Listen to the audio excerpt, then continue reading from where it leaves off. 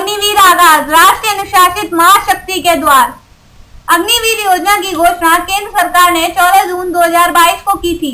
इसके बाद जनवरी 2023 में प्रशिक्षण प्रारंभ होने के बाद शीघ्र ही 19,000 अग्निवीरों का पहला समूह राष्ट्र की सेवा के लिए अपनी अपनी यूनिटों में जाने के लिए तैयार है। एक और जहां देश के हर क्षेत्र में तरक्की कर रहा है, वही अग्निवीर योजना द्वारा प्रयास किया गया है कि सेनाओं को भी ज्यादा से ज्यादा नई तकनीक में प्रशिक्षित युवा मिले। इसलिए इस योजना में तकनीकी क्षेत्रों जैसे ITI व अन्य प्रशिक्षण केंद्रों में शिक्षा प्राप्त युवाओं को प्राथमिकता दी जाती है, ताकि सेना की कार्यप्रणाली में नई तकनीक को सुचारू और व्यवस्थित रूप से प्रयोग में लाया जा सके, जिससे सेना को और ज्यादा सक्षम बनाया जा सके, और यही समय की मांग भी है। इस योजना का मुख्य उद्देश्य देश में सेना के अनुशासन, कार्य के प्रति समर्पण और वफादारी की भावना को इस योजना से निवृत्त हुए सैनिकों द्वारा पहुंचाना है।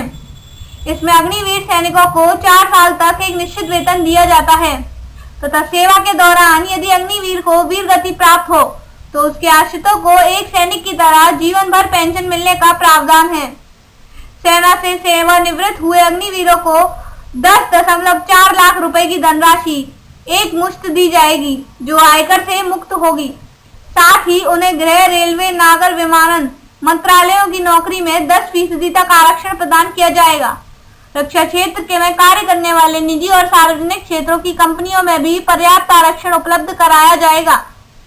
इसके अलावा युवाओं को अपना व्यवसाय शुरू करने के लिए सरकार आसान शर्तों पर ऋण उपलब्ध कराएगी। इस तरह अग्निवीर सेवा द्वारा युवा देश की प्रगति को आगे बढ़ाते नजर आएंगे। योजना की इन विशेषताओं के बावजूद देश विदेश में फैले आलोचकों इसे भारत सरकार की कमियों की तरह देख रहे हैं। गौरतलब है कि पश्चिमी देशों, खासकर अमेरिका में सामाजिक व अन्य क्षेत्रों की अनुशासित कार्यप्रणाली से पूरा विश्व प्रभावित है।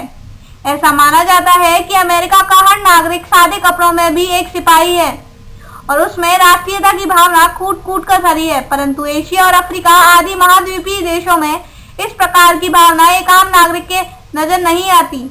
इसका मुख्य कारण है कि ये देश लंबे समय तक गुलाम रहे और उसके बाद भी उनके समाजों में मानवीय विकास पर उतनी तवज्जो नहीं दी गई जितनी कि पश्चिमी देशों में दी गई। स्वच्छ प्रशासन के साथ इन देशों में मानव विकास के लिए अनिवार्य सैनिक सेवा लंबे समय तक चलती रही। अमेरिका में जनवरी सन 1973 तक हर नागरिक के लिए सैनिक सेवा अनिवार्य थी। इसके बाद 1980 में वहां के राष्ट्रपति जिमी कार्टर ने 18 से 26 वर्ष तक की आयु के हर नागरिक के लिए सैनिक सेवा जरूरी दी थी और 35 वर्ष की उम्र तक उन्हें सैनिक सेवा के लिए जरूरत पड़ने पर बुलाया जा सकता था।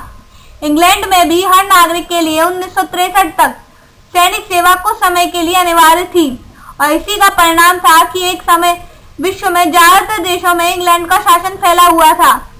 इस सब को देखते हुए भारत की व्यवस्था में एक बड़ा बदलाव लाने के लिए यहाँ भी लंबे समय से अनिवार्य सैनिक प्रशिक्षण की मांग की जा रही थी, जिसे सरकार ने अग्निवीर योजना के जरिए पूरा करने की कोशिश की है।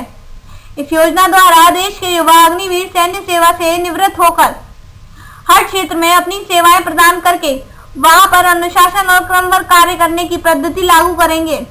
सेवानिवृत्त अग्निवीरों की कार्यप्रणाली से प्रेरणा लेकर उनके साथी व अन्य कर्मचारी भी खुद को उनके जैसा बनाने का प्रयास करेंगे। इस प्रकार ये युवा देश के हर क्षेत्र में और हर स्तर पर सैन्य सेवा के अनुशासन और कार्यप्रणाली द्वारा देश की सुव्यवस्था में अपना योगदान दे सकेंगे।